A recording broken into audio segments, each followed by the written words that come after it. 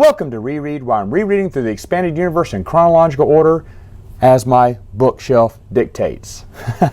Alright, so today we're going to talk about Timothy Zahn's Outbound Flight. And this is basically Jorus C'baoth, or C'baoth. I don't care how you say his name. I've always pronounced it C'baoth for short. And he's been trying to get this Outbound Flight project to take Jedi outside of the Republic's reach, kind of seek out new worlds, greet new civilizations. Now, he's not going to be Star Trek in space, but he's going to just kind of give a different home for the Jedi. Now, Jorus C'baoth is kind of a rebel within the Jedi Order a little bit, meaning he's a blowhard. He thinks the Jedi are above people. They should be leaders and guides, and he's a little bit forceful in his tactics and a lot of bit obnoxious. And everyone in the Jedi Order knows it, but, deep down, he's trying to do what's best for, the Jedi Order. Now, for some reason, Darth Sidious wants him out of the picture for his upcoming plans. And that doesn't make any sense, because Jorus C'baoth is the perfect candidate to be his, Sith apprentice. He's so fed up with the Republic. The Jedi Order shouldn't be subservient to it. Jedi should rule or whatnot. And at the end, spoilers, C'baoth kind of succumbs to the dark side before his death. So again, why did Sidious need to get rid of him? I don't know. Now, obviously, they show where he had to give a blood DNA sample before the Outbound Flight took off, and of course that's so they can clone him later on in Timothy Zahn's Heir to the Empire trilogy. This is one of the bad things about reading this in chronological order. This kind of unravels all the mystery from other. Like the Hand of Thrawn duology and stuff. It kind of just takes away all that mystery, all that what happened, what was the origins, what went on in Outbound Flight. When this came out, everyone was excited to see it, because there were a lot of mysteries that we still didn't know, and it was like, oh, finally we get to know everything. Well, now if you're reading in chronological order, you're like, okay, if you didn't know what some of this impacted. So reading things further along, we'll already know what the mystery is. So again, another reason probably why you shouldn't want to read in chronological order, especially if it's your first time through it, I would say. If it's your second time through it, why not? So what's going on with Outbound Flight? Well, first off, it has a little side story where C'baoth is trying to get Palpatine to approve the project or give it more funding, because it's kind of drug on for years in the Senate. And Palpatine goes, well, maybe, but if you can help me with this negotiation, he went, I'll do it. And it's all a setup so that C'baoth can look like a hero, because there's also an underlying threat going on, an assassination attempt on both sides, I think. They're just going to blow them all up. Well, C'baoth stops that and resolves the conflict, kind of forcefully, but he does it. Now, Obi-Wan and Anakin are there, and to be fair, Thrawn writes Obi-Wan and Anakin's relationship pretty well, kind of in line with what you're seeing with Jude Watson's. But maybe even a little bit better, though. He really has a good grip on what they, how they balance out each other, what Anakin's feeling at this time, how Obi-Wan's feeling toward him. That was actually surprisingly written well. I don't remember it being written so well. I don't remember them being in it so long. I think my first review, I said they were in it for the first half and gone for the second. No, they were in it for about 3/4 of the book. And again, I just didn't realize that. I thought they'd left about halfway into it. But anyway, Obi-Wan also helps settle the conflict, but doesn't take any credit. C'baoth does. And that's exactly what Sidious wants, because C'baoth now, with his newfound, fame, he gets Outbound Flight Project approved. Mace Windu assigns Obi-Wan and Anakin to it again to make sure that, C'baoth kind of, well, first off, they want to see what happened to Vigeri. Maybe they'll find him. And just kind of keep an eye on C'baoth in the operations as they're moving out of the Republic. Now, before they leave, out into the unknown regions or whatnot, Obi-Wan and Anakin aren't staying with them the whole way. They're going to, jump ship and turn back around afterwards, which I remembered all that. Now, it's kind of weird because, of course, when Sidious finds out they're there, he's upset because he doesn't want Anakin to get destroyed, because he has plans of destroying Outbound Flight Project. But it's like, well, they were about to turn around anyway. Maybe because they were at this point instead of this point in the galaxy, you couldn't wait a little bit longer. I don't know. Either way, it adds to the suspense and the, wheels within wheels that we're finding with Darth Sidious's plans. But there's a few things here that Timothy Zahn, kind of as always, kind of drops his characters in there and expects you to just, I don't know. Like Anakin and Jorus have already met before. And we don't know when. I kind of wish now that Jude Watson had put this in there, but of course then I realized this book came out, I believe, before the Jedi Quest books.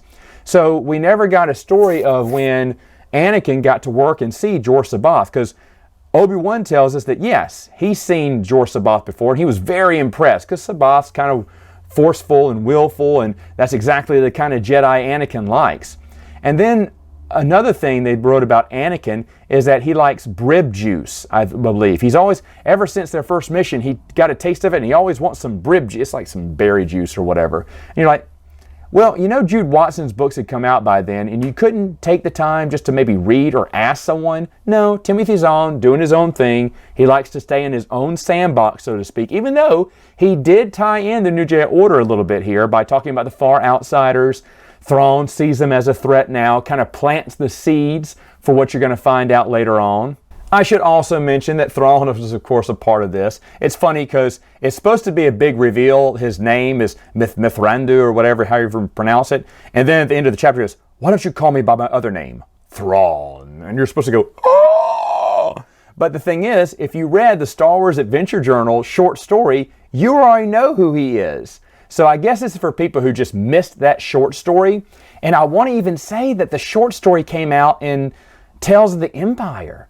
I want to say it did, which came out before Outbound Flight. So that Timothy Zahn was kind of saving this for another big reveal in the first chapter, I believe, was kind of like, huh. So maybe fans did not, you were just assuming fans had not read that short story, which is possible, definitely possible. Either way, it's not a critique, it's just something I just noticed. Thrawn is done brilliantly here. Again, more into the paintings. He talks about how he knows that this alien is short and stocky, has a wide, girth or whatever. And he doesn't know what type of alien it is, but then the other human who's with him realizes, oh yeah, that's a species, and they are kind of wide, dimensionally sized. I said, how did you know that? He went, well, if you look at the painting, they paint very broad brush strokes.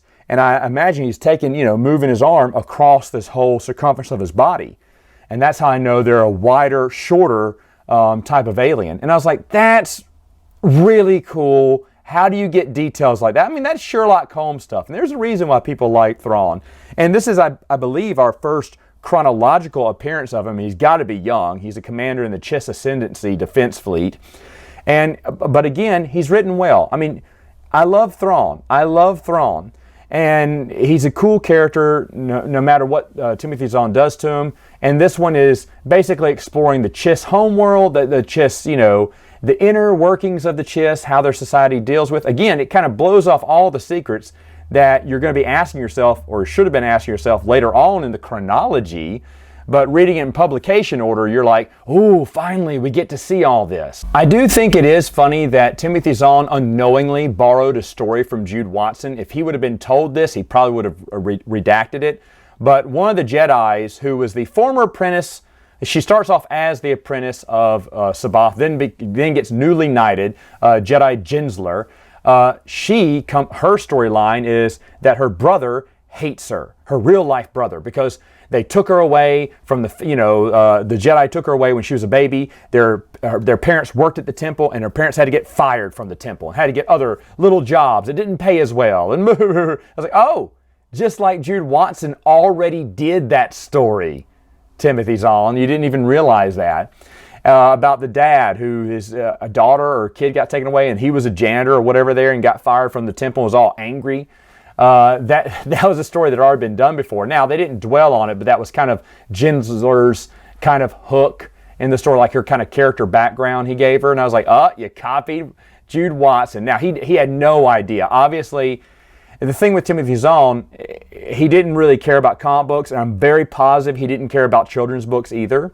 So he thought Jude Watson's books were just a lower tier than him. There was Z Canon, which was Timothy Zahn's stuff, I believe. He would have loved to have that title. And you could tell here because he obviously didn't know Jude Watson already done that plot before. Also, there is a contradiction. I'm very positive there is, because in this one, Obi-Wan talks about Dexter's Diner.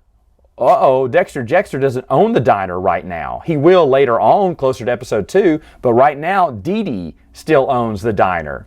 And like I said, we've already seen Dee Dee once in Jedi Quest, the first book, and I'm positive she comes back again. So that is the second, I believe, flagrant contradiction. It's only just one sentence mentioned, but there's no way Dexter, unless Dexter had another diner somewhere and then later on moved it, to Dee Dee's Cafe.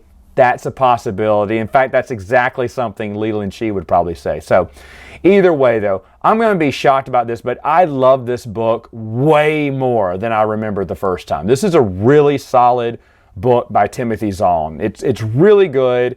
I'd forgotten how good it was, really, and as I kept reading it, it was something that was hard to put down. I mean, I usually knock out 100 or so pages a day, but it wasn't like it was work either. I mean, I was really into this book. So, Outbound Flight, really well done. All right, folks, that's it for now. See you next time.